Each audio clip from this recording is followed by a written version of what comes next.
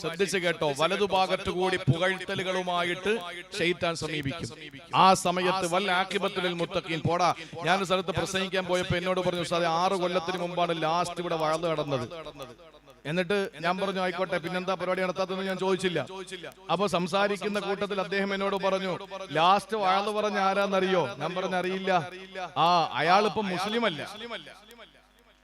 സംഘാടകരുടെ കാര്യമല്ലേ പറഞ്ഞത്? അല്ല, സംഘാടകര് സുജൂദ് ചെയ്യുമ്പോഴേ ശമ്പ് പോക്കറ്റിൽ നിന്ന് വീണു, അത് വേറെ. വയലിന്റെ സംഘാടകര് കുനിയുമ്പോ ചിലപ്പോ അസറിന്റെ പള്ളിയുടെ 2ാമത്തെ നിലയിൽ നിന്ന് ഭയങ്കരമായ തിരക്ക്. റമളാനിലാണ്. അസർ നിസ്കാരം കഴിഞ്ഞ് പെട്ടെന്ന് ജനങ്ങൾ, വിശ്വാസികൾ ഇറങ്ങി വരുന്നതിനിടയിൽ ഒരു ശബ്ദം നോക്കുമ്പോൾ നിസ്കാരത്തിൽ മുന്തിയിൽ വെച്ചിരുന്ന കുപ്പി താഴെ വീണ് പൊട്ടിയിരിക്കുകയാണ്. സംസം വെള്ളത്തിന്റെ കുപ്പിയല്ല. അപ്പോ ഈ രീതിയിലൊക്കെയാണ് ആളുകൾ. പക്ഷെ പ്രസംഗിക്കുന്നയാൾ ഇപ്പൊ മുസ്ലിം അല്ല എന്ന് കേട്ടപ്പോ ഞാൻ ചോദിച്ചു അതാരാ? അപ്പോ ഒരു ചെറിയ ചെക്കന്റെ പേര് പറഞ്ഞു. ആ ചെക്കനെയൊക്കെ നിങ്ങൾക്കറിയാം. ആ ഒരു ഉണങ്ങിയ ചെക്കൻ, അവനാണ് ഇവിടെ ലാസ്റ്റ് പ്രസംഗിച്ചത്. അവനിപ്പോ എക്സ് മുസ്ലിമാണ്. ഞാൻ പറഞ്ഞു എന്നാ പിന്നെ ആ ശൈത്താൻ പ്രസംഗിച്ച പേജിൽ എന്നെ വിളിച്ചതിന് ഇടയ്ക്ക് ആരെങ്കിലും വിളിച്ചിട്ട് എന്നെ വിളിക്കാത്തെന്താ? നിങ്ങളത് ആലോചിച്ച് നോക്കിയേ. ഒരു സമൂഹത്തെ മുന്നിൽ പിടിച്ചിരുത്തിയിട്ട് അള്ള ഏകനാണെന്ന് പറഞ്ഞവരാണ്. നബിതങ്ങൾ അള്ളാന്റെ ദൂതനാണെന്ന് പറഞ്ഞയാൾ. നമുക്ക് അള്ളാഹു തന്ന ഏറ്റവും വലിയ ഭാഗ്യം ഇസ്ലാമാണെന്ന് പറഞ്ഞയാൾ ഇപ്പൊ പറയാണ് ഇസ്ലാം എന്ന് പറയുന്ന ഒന്നില്ല, അള്ള ഒന്നില്ല, അള്ളാഹു എന്ന് പറയുന്ന സംഗതിയില്ല, മുഹമ്മദ് എന്ന് പറയുന്ന കള്ളപ്രവാചകനാണെന്ന് പറയണമെങ്കിൽ ഒന്ന് ആലോചിച്ച് നോക്കിയേ. നിനക്ക് ഒറ്റ മറുപടിയേ ഉള്ളൂ, ആദർശത്തെക്കാൾ ആമാശയം പ്രാധാന്യമായത് കൊണ്ടാണ്. അപ്പൊ അതുകൊണ്ട് നാം മനസ്സിലാക്കേണ്ടത് നമ്മുടെ അവസാനം എന്താകും. അള്ളാഹു ആ ചെക്കന്റെ ഹിദായത്ത് അള്ളാഹു കൊടുക്കട്ടെ. ആമീൻ പറയും. ഒരാള് നശിച്ചു പോകാൻ നമ്മൾ ആഗ്രഹിക്കില്ല. അങ്ങനെ കുറെ എണ്ണം ഉണ്ട് സമുദായത്തില്. ഇതൊക്കെ ഇപ്പൊ ഒരു രസമാണ്, ഇതൊക്കെ ഇപ്പൊ ഒരു ട്രെൻഡാണ്. എന്തെങ്കിലുമൊക്കെ ഇസ്ലാമിന്റെ ഏതെങ്കിലുമൊക്കെ ആശയങ്ങൾ എടുത്തു വെച്ചിട്ട് ഇങ്ങനെ മോശമായ രീതിയിൽ വക്രീകരിച്ച് ജനങ്ങളുടെ മുമ്പിൽ മോശമാക്കി കാണിച്ചു കൊടുക്കുമ്പോ ആളുകൾ ഇങ്ങനെ കൂടും. അതാണ് പലരുടെയും ആഗ്രഹം. നേരത്തെ ഞാൻ പറഞ്ഞത് കൊണ്ട് ഷാനവാസ് മന്നാനിയുടെ വലതുഭാഗത്തൂടെ ശൈത്താനെ കേറ്റാതിരിക്കാൻ വേണ്ടി ഞാൻ ഒന്നും പറയുന്നില്ല. നമ്മുടെ ഇമാമ് വരുന്നു. ഇൻഷാ അല്ലാഹ്.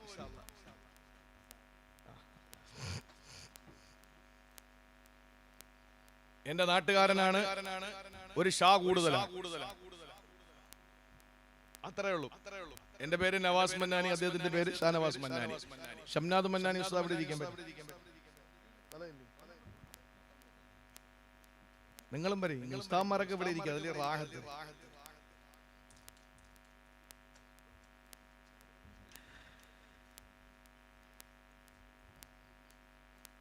അപ്പോ വലതുഭാഗത്തുകൂടെ പിശാച് വരുന്നതിന് ലക്ഷണം അതാണ്. അപ്പൊ മുന്നിലുമായി പിന്നിലുമായി വലത്തുമായി. നീ കേട്ടോ, ഇടതുഭാഗത്തുകൂടി പിശാച് വരുമത്രേ. നേരം വെളുക്കുമ്പോൾ ശൈത്താൻ ഇടതുഭാഗത്തുകൂടെ വന്നിട്ട് എന്നോട് പറയുന്നത്,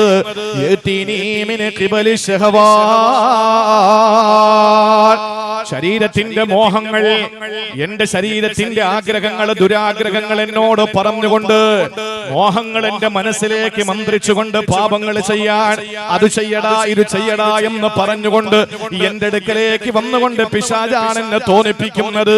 അത് ഇടതുഭാഗത്ത് കൂടി പിശാച് വരുന്നതിന്റെ ലക്ഷണമാണ്. അങ്ങനെ വരുമ്പോ ഞാൻ പിശാചിന്റെ മുന്നിൽ നിൽക്കുന്നത് എങ്ങനെയെന്നറിയോ? വഹീല ബൈനഹും വബൈന മാ യഷ്തഹൂ.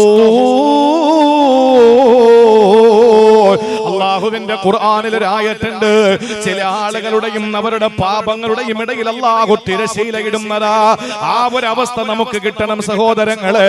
നമ്മുടെ ജീവിതത്തിൽ അല്ലാഹു തആല പാപങ്ങളുടെയും നമ്മുടെയും ഇടയിലും മറയിടണം. ആ മറയിടണമെങ്കിൽ നമുക്ക് വിവരമുണ്ടാകണം. ആ വിവരമുണ്ടെങ്കിൽ ശൈത്താനോട് പ്രതിരോധം സൃഷ്ടിക്കാം. അതുകൊണ്ടാണ് ഒന്നാമത്തെ ശത്രുവിനെ സൂറത്ത് യാസീൻ പരിചയപ്പെടുത്തുമ്പോ അല്ലാഹുവിന്റെ വിശുദ്ധമായ ഖുർആൻ ഒന്നാമത്തെ ശത്രുവിനെ പരിചയപ്പെടുത്തിയത് ശൈത്താനാണെന്ന് പറയുമ്പോ ആ ശൈത്താനോട് ഖുർആനിന്റെ ആയത്ത് കൊണ്ട് പോരടിക്കാം. എന്തുകൊണ്ടാണ് ശഖീഖതങ്ങൾക്ക് കഴിഞ്ഞതെന്നറിയോ?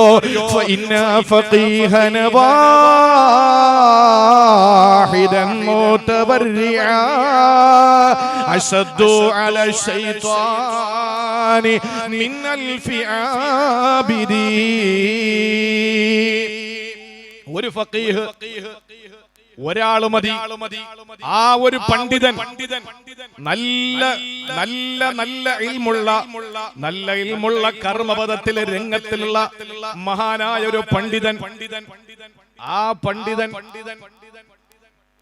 പണ്ഡിതന് ഒരാള് മതി. ഇപ്പൊ തീരുന്നവരെ കാര്യങ്ങളെ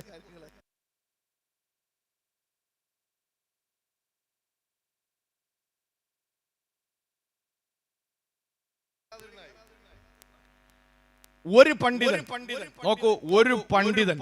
ആ പണ്ഡിതൻ ഈ കുടവൂര് ഒരു ആലിമുണ്ട്, 1000 ഇബാദത്തുള്ളവരും ഉണ്ട്. നമുക്കാണ് മുസ്ലിയാക്കന്മാരോട് താല്പര്യം ഇല്ലാത്തത്. എന്റെ മൈലിയാര് അമ്പക്കറിഞ്ഞൂടിയ മൈലിയാർ എന്ന് പറഞ്ഞ ആ ഒരു അവസ്ഥ. നമ്മൾ ഒരാളെ പറ്റി ഒരു ധാരണയുണ്ട്. മോദി കോഴി ഇറക്കുന്നവൻ, ചെലവെടുക്കുന്നവൻ, കക്കൂസ് എഴുതുന്നവൻ. നിങ്ങൾ നോക്ക, ഹറമിൽ ചെന്നാൽ ഖതീബിനും ഇമാമിനും ഒരേ പവറാണ്. മുഅദ്ദിൻ എന്ന് പറഞ്ഞാൽ ചില്ലറ കാര്യമല്ല. മുഅദ്ദിൻ എന്ന് പറഞ്ഞാൽ അഷ്റഫുൽ ഖൽഖ് സല്ലല്ലാഹു അലൈഹി വസല്ലം സമ്മാനം പോയി, ഇനി പറയണ്ട. സലാത്തില്ലേ അള്ളാഹുവിന്റെ ഹബീബ് മസ്ജിദുൻ നബവിക്കകത്ത് ഈ നമസ്കാരത്തിനു വേണ്ടി ബിലാൽ റളിയല്ലാഹു അൻഹു മസ്ജിദുൻ നബവിയിൽ നിന്ന് മസ്ജിദുൻ നബവിയുടെ ഇടതുഭാഗത്ത് അഷ്റഫുൽ ഖൽഖ് തങ്ങളുടെ വീടിന്റെ കർട്ടൻ, ആ കർട്ടന്റെ വിരി നീക്കിയിട്ട് നബി തങ്ങൾ അനുവാദം കൊടുത്താൽ, പെർമിഷൻ കൊടുത്താൽ മാത്രമാണ് പള്ളിക്കകത്ത് നിൽക്കുന്ന ബിലാൽ തങ്ങൾ ഇഖാമത്ത് കൊടുക്കുക. അപ്പൊ നബിതങ്ങൾ തലയാട്ടും, ബിലാൽ തങ്ങൾ ഇഖാമത്ത് കൊടുക്കും. എന്തൊരു പദവിയാണ് ഈ മുഅദ്ദിനുള്ളത്. നമ്മുടെ നാട്ടിലെ മുഅദ്ദിന്മാർക്ക് നമ്മൾ കൊടുത്തിരിക്കുന്ന ഒരു പദവിയുണ്ട്. അതിന് എന്ത് MITക്ക് മീൻ കച്ചവടക്കാര് MIT എടുത്തതിന്റെ പേരിൽ അത് പിന്നെ ആർക്കും വേണ്ടതായി. നമുക്കൊരു ധാരണയുണ്ട് ഒരു നാട്ടില്. അപ്പോ മുസ്ലിയാരുടെ വില എന്തെന്നറിയണമെങ്കിൽ ഒറ്റ കാര്യം, കൊടവൂര് 1000 ഇബാദത്തുള്ളവരുണ്ട്, ഒരു ആലിമുണ്ട്. ശൈത്താൻ വന്നാൽ 1000 ആബിദീങ്ങൾ ശൈത്താനോട് പോരടിക്കുന്നതിനേക്കാൾ ഒരു ആലിമ വിചാരിച്ച നടക്കും. فإنا فقيها واحدا متورعا أشد على الشيطان من 1000 عابدين. അതാണ് ഒരു ആലിമിന്റെ പവർ. കുടവൂർ ഉസ്താദിനെ കണ്ടവരാണ് നിങ്ങൾ. ബഹുമാനപ്പെട്ട ശൈഖുന എന്ന ഉസ്താദിനെ കണ്ടവരാണ് നിങ്ങൾ. സഹോദരങ്ങളെ, ആലിമീങ്ങളെ, സാത്വികരായ ഒരുപാട് പണ്ഡിതന്മാരെ കണ്ട മണ്ണാണ് കൊടവൂരിന്റെ മണ്ണ്. അതുകൊണ്ട് ഞാൻ പറയട്ടെ, ശൈത്താനെ പ്രതിരോധിക്കാൻ ബോധവാന്മാരാവുക. നിങ്ങൾക്ക് മനസ്സിലായി എന്ന അനുമാനത്തില് ഞാൻ രണ്ടാമത്തെ ശത്രുവിനെ ഒന്ന് പരിചയപ്പെടുത്തുകയാണ്. രണ്ടാമത്തെ ശത്രുവിനെ നിങ്ങൾ മനസ്സിലാക്കണം. അല്ലാഹു തൗഫീഖ് തരട്ടെ. ഇനി രണ്ടാമത്തെ ശത്രു എന്നറിയോ? രണ്ടാമത്തെ ശത്രു കേട്ടോളി, ഒന്ന് പിശാച്. ആ പിശാചിനെ പ്രതിരോധിക്കാനുള്ള മാർഗം എന്താണ്? മതബോധം ഉണ്ടാവുക, പഠിക്കുക, ഇൽമു പഠിക്കുക. അങ്ങനെ പഠിച്ചത് കൊണ്ടാണ് ശഖീഖുൽ ബൽഖി തങ്ങൾക്ക് 4 ഭാഗത്തു നിന്നും വളഞ്ഞിട്ട് ആക്രമിച്ച ശൈത്താനെ ഖുർആനിന്റെ ആയത്ത് കൊണ്ട് പ്രതിരോധിക്കാൻ കഴിഞ്ഞത്. അതുകൊണ്ട് ഇൽമുള്ളവരായി, പാണ്ഡിത്യമുള്ളവരായി, അതും വറഉള്ള പണ്ഡിതന്മാരിൽ അള്ളാഹു നമ്മളെ ചേർത്ത് അനുഗ്രഹിക്കുമാറാവട്ടെ. നിങ്ങൾ ശ്രദ്ധിച്ചോളീൻ. രണ്ടാമത്തെ ശത്രു എന്നറിയോ? 6 എണ്ണം പറയണം. 6 എണ്ണം പറയണം. അല്ലാഹു തൗഫീഖ് തരട്ടെ. രണ്ടാമത്തെ ശത്രു ഏതാണ്? അബൂനാ അബുൽ ബഷർ ആദം നബി അലൈഹിസ്സലാമയെയും നമ്മുടെ ഉമ്മയായ ഹവ്വാ ബീബി റളിയല്ലാഹു അൻഹയെയും സ്വർഗ്ഗത്തിൽ നിന്ന് പുറത്താക്കി എന്ന ഒരു അബദ്ധധാരണ നമ്മുടെ ജീവിതത്തിൽ എപ്പോഴും നമ്മൾ പുലർത്താറുണ്ട്. ആരെയാ സ്വർഗ്ഗത്തിൽ നിന്ന് ഇറക്കി വിട്ടത്? നമ്മൾ പറയും ആദമിനെ. പിന്നെ ആരെയാ? ഹവ്വായെ. വേറെ ആരെയുമില്ലേ സ്വർഗ്ഗത്തിൽ നിന്ന് പുറത്താക്കിയത്? അവിടെയാണ് നമ്മുടെ അറിവിന്റെ പരിമിതി. പ്രിയപ്പെട്ടവരെ, അല്ലാഹുവിന്റെ ഖുർആനിൽ ആദം നബിയോടും ഹവ്വാ ബീവിയോട് നിങ്ങൾ രണ്ടുപേരെ സ്വർഗ്ഗത്തിൽ നിന്ന് പുറത്തു പോകണമെന്ന് ഖുൽ നഹ്ബിത എന്ന് പറഞ്ഞിട്ടില്ല. ഒരാളെ പുറത്താക്കിക്കൊണ്ട് ഖുൽ നഹ്ബിത എന്ന് പറഞ്ഞിട്ടില്ല. ഇവിടെ അല്ലാഹു പറയുന്നുണ്ടോ? സൂറത്തുൽ ബഖറ 36-ാമത്തെ ആയത്താണ് രണ്ടാമത്തെ ശത്രു. എവിടെയാണോ അല്ലാഹു സ്വർഗ്ഗത്തിൽ നിന്ന് ആദം നബിയെയോ ഹവ്വാ ബീവിയെയോ എക്സിറ്റ് അടിച്ചതിനെ പറ്റി പറയുന്നിടത്തൊക്കെ അല്ലാഹു പറയുന്നത് എങ്ങനെയാണ്? വഖുൽ നഹ്ബിതൂ, നിങ്ങൾ എല്ലാവരും എല്ലാവരും സ്വർഗ്ഗത്തിന് പുറത്തേക്ക് പോകണേ. ആരായി എല്ലാവരും? ആദം നബിയുടെ നട്ടെല്ലിൽ ഓടിയിരുന്ന രേതസ്കരമാകുന്ന തിരുവനന്തപുരം ജില്ലയിലെ കുടവൂർ എന്ന് പറയുന്ന പ്രദേശത്തുള്ള നിങ്ങൾ ഓരോരുത്തരുടെയും രേതസ്കണമെന്ന ആദം നബിയുടെ നട്ടെല്ലിലൂടെ ഓടിക്കളിച്ചു കൊണ്ടിരുന്ന നിങ്ങൾ ഓരോരുത്തരും അല്ലാഹുവിന്റെ സുവനത്തിൽ നിന്ന് പുറത്താക്കപ്പെട്ടവരാണ്. അതുകൊണ്ടാണ് അല്ലാഹു പറഞ്ഞത് ഖുൽ നഹ്ബിതു, നിങ്ങൾ എല്ലാവരും സ്വർഗ്ഗത്തിന് പുറത്തേക്ക് പൊയ്ക്കോ. പനവൂരുള്ള ഞാനും ഒന്ന് പുറത്തു വന്നു, കൊടവൂരുള്ള നിങ്ങളും പുറത്തു വന്നു. എന്നിട്ട് അല്ലാഹു പറഞ്ഞ വാക്കെന്തെന്നറിയോ? ബഅലുക്കും ലി ബഅലിൻ അദുവ്. നിങ്ങൾ സ്വർഗ്ഗത്തിന് പുറത്തേക്ക് പോകുന്ന ആ സന്ദർഭം തന്നെ ബഅലുക്കും ലി ബഅലിൻ അദുവ്. നിങ്ങളിൽ ചിലർ നിങ്ങൾക്ക് ശത്രുക്കളാണ്, നിങ്ങളിൽ ചിലർ നിങ്ങൾക്ക് ശത്രുക്കളാണ്. ഈ ചാമാരകോണം എന്ന് പറയുന്ന പ്രദേശത്ത് കുടവൂർ പ്രദേശിന്റെയും അതുപോലെ തർബിയത്തുൽ ഇസ്ലാമിന്റെ സംയുക്താഭിമുഖ്യത്തിൽ സംഘടിപ്പിച്ച പരിപാടിയിൽ എന്നെ കേൾക്കുന്ന നിങ്ങളുടെ ഇടയിൽ ശത്രുക്കളുണ്ട്, നിങ്ങൾക്കറിയില്ല. എന്റെ പെങ്ങന്മാരെ, നിങ്ങളുടെ വലത്തോ ഇടത്തോ മുന്നിലോ പിറകിലോ ശത്രുവുണ്ട്. അത് ആരാണ്? നമ്മൾ തന്നെയാണ് നമ്മൾ ശത്രുവായി മാറുന്നത്.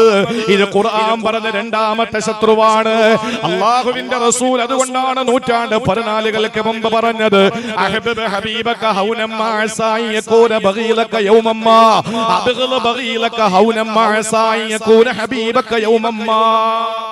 എന്താ മുസ്തഫായ നബി തങ്ങൾ പറഞ്ഞത്? റസൂലുള്ളാഹി സ്വല്ലല്ലാഹി അലൈഹി വസല്ലം തങ്ങൾ പറഞ്ഞത് കേവലം നിസ്കാരം മാത്രമാണോ? നോമ്പ് മാത്രമാണോ? സക്കാത്ത് മാത്രമാണോ? അല്ല. സല്ലല്ലാഹു അലൈഹി വസല്ലം പറഞ്ഞത് എന്താ? അഹ്ബബ ഹബീബക ഹൗനമ്മ അസായി യകൂന ബഗീലക യൗമമ്മ. ഷാനവാസ് മന്നാനിയുടെ മുമ്പിൽ എന്റെ ഹൃദയത്തിന്റെ ചെപ്പ് മുഴുവനും തുറക്കരുത് ഞാൻ. കാരണം അസായി യകൂന ബഗീലക യൗമമ്മ പറയാൻ പറ്റൂല, നാളൊരു സമയത്ത് എന്റെ ശത്രുവായി മാറും. ഷംനാദ് മന്നാനിയോട് എനിക്കുള്ള വെറുപ്പ് ഒരിക്കലും അന്ധമായ വെറുപ്പാകരുത്. അയാളെ കണ്ട കടിച്ചു കീറാൻ തോന്നി, അയാളെ എല്ലാ സ്ഥലത്തും വെറുപ്പിക്കുന്ന ഒരു സാഹചര്യം വരാൻ പാടില്ല. കാരണം അസായിയകൂന ഹബീബക യൗമമ്മ, നാളെ എന്റെ ഏറ്റവും അടുത്ത മിത്രമായി മാറും, സുഹൃത്തായി മാറും. ചങ്കെന്നും പറയേണ്ട, സുഹൃത്തെന്ന് പറഞ്ഞാൽ തന്നെ അർത്ഥം എന്താ? സു എന്ന് പറഞ്ഞാൽ നല്ലത്, സുഹൃതം അല്ലേ? നല്ലതിനാണ് സു ചേർത്ത് പറയുന്നത്. ഹൃത്തെന്ന് പറഞ്ഞാൽ ഹാർട്ട്, ഹൃദയം. സുഹൃത്തെന്ന് പറഞ്ഞാൽ നല്ല ഹൃദയം ഒന്നാണ്. അപ്പൊ ഒരു സുഹൃത്തെന്ന് ഒരാളെ പറ്റി പറഞ്ഞാൽ അത്രയും അടുത്ത ഒരാളെയാണ് പറയുക. ആ സുഹൃത്തായി നാളെ ഷംനാദ് മന്നാനി മാറും. അതുകൊണ്ട് ഒരിക്കലും നമ്മൾ ഒരാളെയും ഒരു ലിമിറ്റിനപ്പുറം വിഷമിപ്പിക്കുകയോ കൂടുതൽ അടുപ്പിക്കുകയോ വേണ്ട. അടുപ്പിക്കുക എന്ന് പറഞ്ഞാൽ കൂടുതൽ എല്ലാ രഹസ്യങ്ങളും അങ്ങോട്ട് പറഞ്ഞു കൊടുക്കണ്ട. ഇത് അള്ളാന്റെ ഹബീബ് എന്ന ലോകം കണ്ട ഏറ്റവും വലിയ സൈക്കോളജിസ്റ്റ്, ലോകം കണ്ട ഏറ്റവും വലിയ സൈക്കോളജിസ്റ്റ് പഠിപ്പിച്ച കാര്യമാണ്. അതുകൊണ്ട് രണ്ടാമത്തെ ശത്രു നമ്മുടെ ഇടയിൽ തന്നെ ഉണ്ടാവും. എങ്ങനെ? നമ്മൾ പരസ്പരം അങ്ങോട്ടും ഇങ്ങോട്ടും ചിലപ്പോൾ ശത്രുക്കളാകാൻ സാധ്യതയുണ്ടെന്ന് വിശുദ്ധ ഖുർആൻ. അത് നമുക്ക് അല്ലാഹു തന്ന ഭൂമിയിലെ ഒരു ശിക്ഷയാണ്. നമ്മൾ ഇപ്പോഴും കരുതിയിരിക്കുന്നത് അല്ലാഹു തആല സ്വർഗ്ഗത്തിൽ നിന്ന് അങ്ങോട്ട് ഇറക്കിയത് കൊണ്ട് 10 ഏക്കർ വാങ്ങാൻ പറ്റി, വലിയ വീട് വെക്കാൻ പറ്റി, അങ്ങനെ ഇങ്ങനെയൊക്കെ നമുക്ക് പല കാര്യങ്ങളൊക്കെ ചെയ്യാൻ പറ്റിയത് മാത്രമല്ല, ഞാൻ ആ വാർഡിന്റെ ആളല്ലേ, ഞാൻ ഈ പള്ളിയുടെ പ്രസിഡന്റ് അല്ലേ, ഞാൻ ആ പള്ളിയുടെ ഇമാമല്ലേ, അപ്പൊ സ്വർഗത്തിലായിരുന്നെങ്കിൽ വല്ലതും നടക്കുവോ? ഇവിടെ വന്നത് കൊണ്ടല്ലേ ഇതിനൊക്കെ പറ്റിയത് എന്നൊക്കെ നമ്മൾ ചിന്തിക്കുന്നുണ്ടെങ്കിൽ അള്ളാഹു തന്ന ഏറ്റവും വലിയ ശിക്ഷയാണ് ഏത്? നമ്മുടെ കൂട്ടത്തിലുള്ളവരെ അള്ളാഹു താല ചിലരെ നമ്മുടെ ശത്രുക്കളാക്കി മാറ്റിയത്. അതിന് നാം എന്തു വേണം?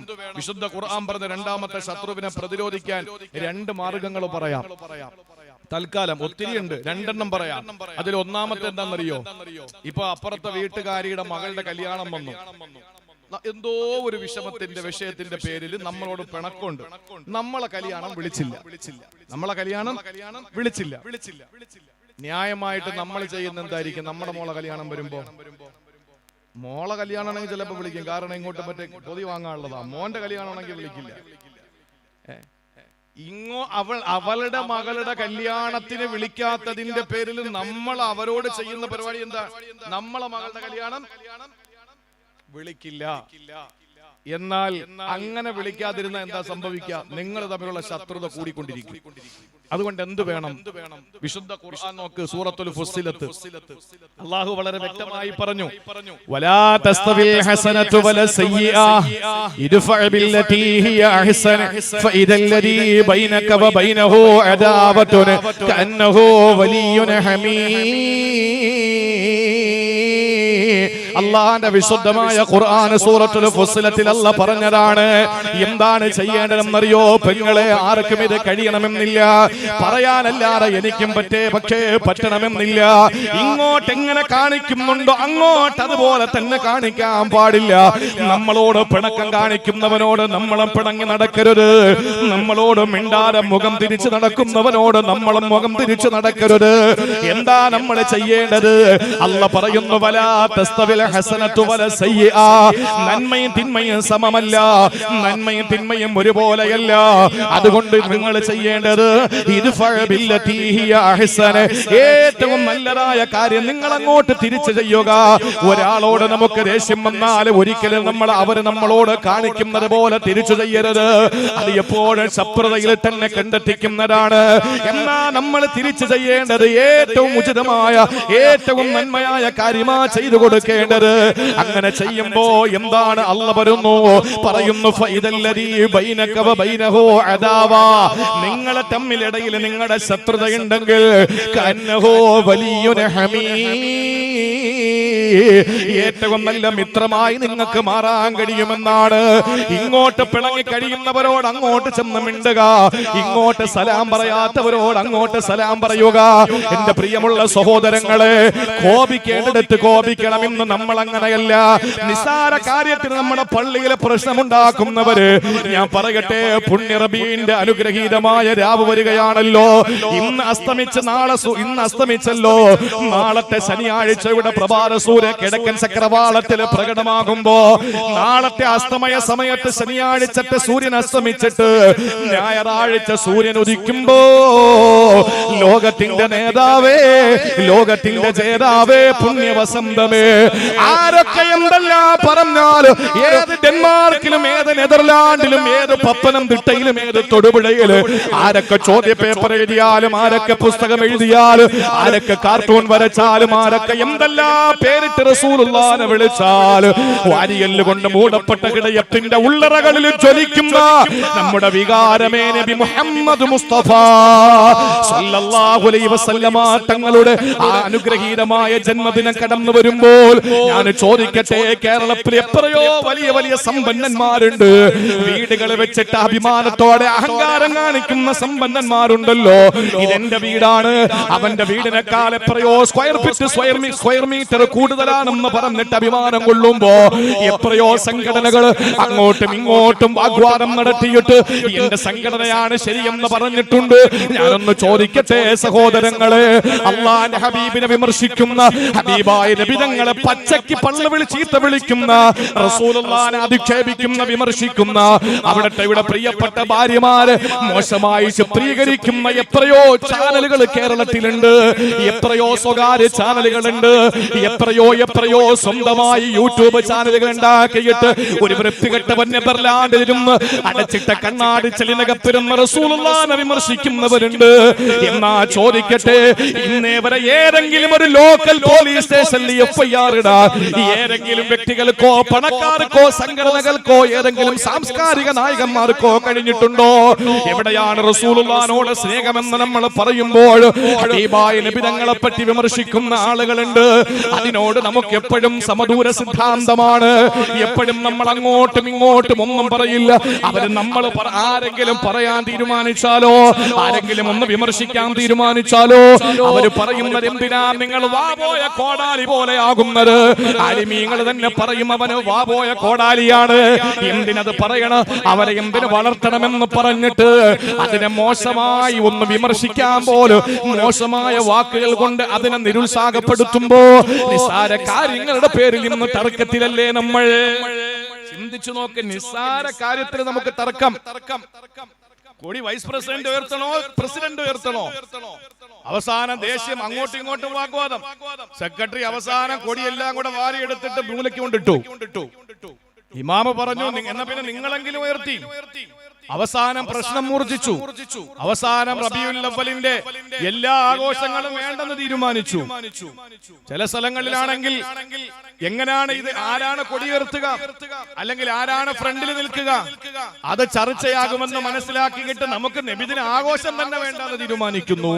ഞാനൊരു കാര്യം ഉറപ്പിച്ചു പറയാം, പരിശുദ്ധമായ റബീഉൽ അവ്വൽ എത്തുമ്പോ നബി തങ്ങളോടുള്ള സ്നേഹം നമ്മൾ പ്രകടമാക്കുമ്പോ ഈ പ്രായമുള്ള ഉപ്പാപ്പമാർക്കൊന്നും അറിയില്ല. അവർക്ക് അവരുടെ കയ്യില് മൊബൈലോ അല്ലെങ്കിൽ അവരുടെ കയ്യില് മറ്റ് ഇപ്പോഴത്തെ പുതിയ പുതിയ ട്രെൻഡുകൾ അതൊന്നും അവർക്കറിയില്ല. എന്താ അഷ്റഫുൽ ഖൽഖിനെ പറ്റി പറയുന്നതെന്നറിയോ? അള്ളാനെ പറ്റി പറയുന്ന എന്താണെന്നറിയോ? നബി തങ്ങളുടെ ഭാര്യമാരെ പറ്റി വിമർശിക്കുന്ന വിമർശനത്തിന്റെ പദപ്രയോഗങ്ങളെ പറ്റി നിങ്ങൾക്കറിയോ? ഇതെല്ലാം റസൂലുള്ളാഹി സ്വല്ലല്ലാഹു അലൈഹി വസല്ലമ തങ്ങളെ പറ്റി വിമർശിക്കുമ്പോഴും ഒരാള് കുടുംബത്തിൽ നിന്ന് ഏതെങ്കിലും ഒരാള് ഏതെങ്കിലും ഒരു പ്രതിഷേധത്തിന്റെ ഒരു വരി കുറിച്ചിടാൻ അവർക്ക് മനസ്സ് വരുന്നില്ലല്ലോ എന്ന് ചിന്തിക്കുമ്പോഴാണ് ഈ സമുദായത്തിന് എന്ത് പറ്റി? വഖഫ്, നമ്മുടെ പ്രിയപ്പെട്ട വഖഫ് സ്വത്തുക്കൾ അന്യാധീനപ്പെട്ടു പോകാതിരിക്കാൻ 17 കോടിയുടെയും 20 കോടിയുടെയും ഇടയിലുള്ള ഇന്ത്യൻ മുസൽമാനിൽ നിന്നും മെയിലയക്കാൻ പറഞ്ഞപ്പോ ആകെ മിനിങ്ങാന്ന് അസ്തമിച്ചപ്പോൾ ആകെ ഞങ്ങൾക്ക് വഖഫ് സ്വത്തുക്കൾ സംരക്ഷിക്കപ്പെടണം എന്ന് പറഞ്ഞിട്ട് മെയിൽ അയച്ചവർ കേവലം 90 ലക്ഷം പേരാ. എവിടെ പോയി 16 കോടി 10 ലക്ഷം പേര് എവിടെ പോയി? ഗണേശോത്സവത്തിന്റെ ആ സന്ദർഭത്തിൽ 4 ഭാഗത്തും QR കോഡ് ഒട്ടിച്ചിട്ട് നാനാഭാഗങ്ങളിൽ നിന്ന് മറ്റുള്ള ആളുകൾ വഖഫ് സ്വത്ത് സെൻട്രൽ ഗവൺമെന്റ് പിടിച്ചെടുക്കുകയും ഒരു അമുസ്ലിമിനെ വഖഫ് ബോർഡിൽ വെക്കുകയും ആ വഖഫ് സ്വത്തുകൾ കണ്ടുകെട്ടുകയും ചെയ്യണമെന്ന് പറഞ്ഞിട്ട് QR കോഡ് സ്കാൻ ചെയ്തിട്ട് അതിനെ സപ്പോർട്ട് ചെയ്യാൻ വേണ്ടിയുള്ള തിക്കും തിരക്കിലും എത്രയോ ആളുകൾ മറിഞ്ഞു വീഴുന്നു. ഇതെല്ലാം നഷ്ടപ്പെട്ടു പോകുമെന്ന ഭീഷണിയുള്ള ഒരു സമുദായത്തിന്റെ 17 കോടിയോളം വരുന്ന ജനങ്ങൾ, 16 കോടി 10 ലക്ഷം ജനങ്ങൾ ഉറങ്ങുകയോ ഉറക്കം നടിക്കുകയോ ചെയ്യുന്നു. കേവലം 90 ലക്ഷം ആളുകൾ മാത്രമാണ് മെയിൽ അയച്ചത്. എന്തേ? തന്റെ അരക്കൊപ്പമുള്ള ഉയരത്തിലുള്ള മൊബൈലും തൂക്കിപ്പിടിച്ച് പണ്ടാരോ തെങ്ങ് വെട്ടുകാരൻ തേങ്ങ വെട്ടാൻ വേണ്ടിയിട്ട് തേങ്ങ വെട്ടാൻ ഏണിയും ചുമന്ന് കൊണ്ടുപോകും പോലെ തോളത്ത് ചിമാട് വെച്ചിട്ട് ഒരു തുണി വെച്ചിട്ട് മൊബൈൽ ചുമന്നു കൊണ്ടുപോകുന്ന ഭീമാകാരമായ മൊബൈലും കൊണ്ട് നടക്കുന്ന നമുക്ക് 24 മണിക്കൂറും ഇൻസ്റ്റാഗ്രാമിലും ഫേസ്ബുക്കിലും യൂട്യൂബിലും ഇതുപോലുള്ള എല്ലാ സൗകര്യങ്ങളും ഉപയോഗിച്ചുകൊണ്ടിരിക്കുമ്പോ ആരോ ഒരാള് പള്ളിയുടെ ചുമരിൽ ഒട്ടിച്ചിരിക്കുന്ന QR കോഡ് ചെന്ന് സ്കാൻ ചെയ്തിട്ട് എനിക്കിതിനോട് താല്പര്യമില്ല എന്ന് കേവലം പറയേണ്ട സ്വത്വബോധത്തെ ചോദ്യം ചെയ്യുന്ന സമയത്ത് അതിനെതിരെ ഒന്ന് ശക്തമായി ഒരു നയാ പൈസയുടെ ചെലവില്ലാത്ത പണി ചെയ്യാൻ പോലും നമുക്ക് മടിയാ. ആലോചിച്ചു നോക്ക്. അള്ളാഹു നമുക്ക് ബോധം തരട്ടെ സഹോദരങ്ങളെ. ഞാൻ പറഞ്ഞു വന്നത്, ദേഷ്യപ്പെടേണ്ട സമയത്ത് ദേഷ്യപ്പെടണം, കോപിക്കേണ്ട സമയത്ത് കോപിക്കാത്തവൻ ഫഹുവ ഹിമാറുൻ എന്ന് പഠിപ്പിച്ചത് മഹാനായ നമ്മുടെ ഇമാമുന സയ്യിദുന ശാഫിഈ റളിയല്ലാഹു അൻഹു ആണ്. അതുകൊണ്ട് എല്ലാ കാര്യങ്ങളും ഇങ്ങോട്ട് എന്ത് പറഞ്ഞാലും അങ്ങോട്ട് ബിരിയാണി വാങ്ങിച്ചു കൊടുക്കണമെന്നല്ല ഈ പറയുന്നത്. ഇങ്ങോട്ട് നമ്മളെ വിമർശിക്കാൻ വരുന്നവർ നമ്മുടെ വ്യക്തിത്വത്തെ അല്ലെങ്കിൽ നമ്മളെ ഓരോരുത്തരുടെ ഏതെങ്കിലും കാര്യങ്ങളെ മോശമായ രീതിയിൽ കണ്ടുകൊണ്ട് അല്ലെങ്കിൽ തെറ്റിദ്ധരിച്ചുകൊണ്ട് വിമർശിക്കാൻ വേണ്ടി വരുന്നവരോട് നമ്മൾ അതേ ഭാഷയിലല്ല തിരിച്ചടിക്കേണ്ടത്. ഫിർഔൻ ഗുരുതരമായ 5 തെറ്റുകൾ ചെയ്തവനാണ്. ഫിർഔൻ ആ ഫിർഔൻ 5 തെറ്റുകൾ ചെയ്തു. എന്താ 5 തെറ്റ്? ഞാൻ റബ്ബാന്ന് പറഞ്ഞു, പ്രവാചകനെ കളവാക്കി, ഒരു സമുദായത്തിന്റെ ആൺകുട്ടികൾ അറുകൊല ചെയ്തു, അവിടത്തെ സമുദായത്തെ ശണ്ഡീകരിച്ചു, അവിടെ അക്രമം അഴിച്ചുവിട്ടു. ഈ ഗുരുതരമായ 5 തെറ്റ് ചെയ്ത ഫിർഔന്റെ അടുക്കലേക്ക് കലീമുല്ലാഹി മൂസ അലൈഹിസ്സലാമിനെയും തന്റെ സഹോദരനായ പ്രഭാഷകനായ ഹാറൂൻ നബി അലൈഹിസ്സലാമിനെയും അല്ലാഹു തആല നിയോഗിക്കുമ്പോൾ അവർ രണ്ടുപേരെയും വിളിച്ച് പ്രത്യേകം പറഞ്ഞൊരു കാര്യം, ഇദ്ഹബാ ഇലാ ഫിർഔന ഇന്നഹു തഗാ ഫഖൂലാ ലഹു ഖൗലൻ ലയ്യിന. മര്യാദയ്ക്ക് സംസാരിക്കണം, നിങ്ങൾ പോയിട്ട് നിങ്ങളും മയത്തിൽ സംസാരിക്കണമെന്ന് പറഞ്ഞ സംസ്കാരമാണ് മുസ്ലിം സമുദായത്തിന്റെ സംസ്കാരം. അതുകൊണ്ടാണോ ഇസ്ലാമിന്റെ സംസ്കാരത്തെ കൊഞ്ഞനം കുത്തിയിട്ട് നാഴികയ്ക്ക് 40 വട്ടം ആരോഗ്യമുള്ള പലരും തോട്ടിൽ പോയി പണിയെടുക്കുകയോ കുന്താലിയും മൺവെട്ടിയെടുത്ത് പണിയെടുക്കുകയോ ചെയ്യാതെ ഞങ്ങളെ ഉമ്മഹാത്തുൽ മോമിനീങ്ങളെ പറ്റി മോശമായ പദപ്രയോഗങ്ങൾ പറഞ്ഞ് കാണുന്ന കാണുന്ന ആളുകളുടെ വിവേഴ്സ് അനുസരിച്ച് യൂട്യൂബിന്റെ വരുമാനത്തിൽ നിന്നും നാണം കെട്ട് മലവിസർജനം തിന്നുന്നത് പോലെ അടച്ചിട്ട കണ്ണാടിച്ചിലിനകത്തിരുന്ന് തിന്ന് കൊഴുക്കുന്നവന്മാരോട് അതേ ഭാഷയിൽ പറയാൻ പേടിയോ അതേ ഭാഷയിൽ പറയാൻ മറുപടിയോ ഇല്ലാത്തത് കൊണ്ടല്ല, ഒരു സംസ്കാര സമ്പന്നതയുടെ അദബിന്റെയും മര്യാദയുടെയും മദ്രസയിലെ ബാലപാഠമുള്ളത് കൊണ്ടാണ്. ആ ഒരു ബാലപാഠം നമുക്കുള്ളത് കൊണ്ടാണ്. പക്ഷേ ഇന്നത്തെ സമുദായത്തിന്റെ അവസ്ഥ ആലോചിക്കുമ്പോ ഉറങ്ങുകയാണ്, ഉറക്കം നടിക്കുകയാണ്. നമ്മളതൊന്നും പോവാനില്ലല്ലോ. ആരാ പറഞ്ഞ നമ്മളൊന്നും പോവൂലെന്ന്? ഓരോ സ്റ്റെപ്പ് വെച്ച് വരികയാണ്. ആ സമയത്ത് മതേതര പാർട്ടികളൊക്കെ നമുക്ക് വേണ്ടിയിട്ടെന്നല്ല, രാജ്യത്തിന്റെ ഭാവിക്ക് വേണ്ടിയിട്ട് പാർലമെന്റിൽ സംസാരിക്കുമ്പോ അറ്റ്ലീസ്റ്റ് നമ്മൾ അവരോടൊപ്പം ഈ കേരളത്തില് ഈ തിരുവനന്തപുരം ജില്ലയില് കൊടവൂരം എന്ന് പറയുന്ന ഈ പ്രദേശത്തെ വീട്ടിനകത്ത് 4Gയും അതുപോലെ 5G ഒക്കെ ഉപയോഗിച്ചുകൊണ്ടിരിക്കുമ്പോ ഒരു ചെറിയ മെയിൽ അയച്ചിട്ട് എനിക്കതിനോട് വിയോജിപ്പുണ്ട് എന്ന് പറയാനെങ്കിലും നമുക്ക് കഴിഞ്ഞില്ലെങ്കിൽ പിന്നെ എന്ത് മേത്തന്മാരാ നമ്മൾ? എന്ത് മേത്തന്മാരാ? മേത്തന്മാരെന്ന് പറഞ്ഞാൽ ഖുർആന്റെ ഭാഷയാണ് അന്തുമുൽ അഅ്ലൗൻ, നിങ്ങൾ മേത്തന്മാരാണ്. അന്തുമുൽ അഅ്ലൗൻ, നിങ്ങൾ മേത്തന്മാരാണ്, മേൽത്തരക്കാരാണ്. അന്തുമുൽ അഅ്ലൗൻ, നിങ്ങൾ മേൽത്തരക്കാരാണ്. ഇൻ കുന്തും മുഅ്മിനീൻ, ഈമാൻ ഉണ്ടെങ്കിലേ അത് ഉണ്ടാവുള്ളൂ. ഈമാന്റെ ഭാഗമാണ് ഇതൊക്കെ. അതുകൊണ്ട് പ്രിയപ്പെട്ട സഹോദരങ്ങളെ, ചെയ്യേണ്ട കാര്യങ്ങൾ നമ്മൾ ചെയ്യണം. പക്ഷേ അപ്പുറത്തുള്ള വീട്ടുകാരെന്തെങ്കിലും നമ്മളോട് മോശമായി കാണിച്ചു എന്ന് കരുതിയിട്ട് അതേ കോലത്തിൽ നമ്മൾ തിരിച്ചടിക്കരുത്. ഒരു വിട്ടുവീഴ്ച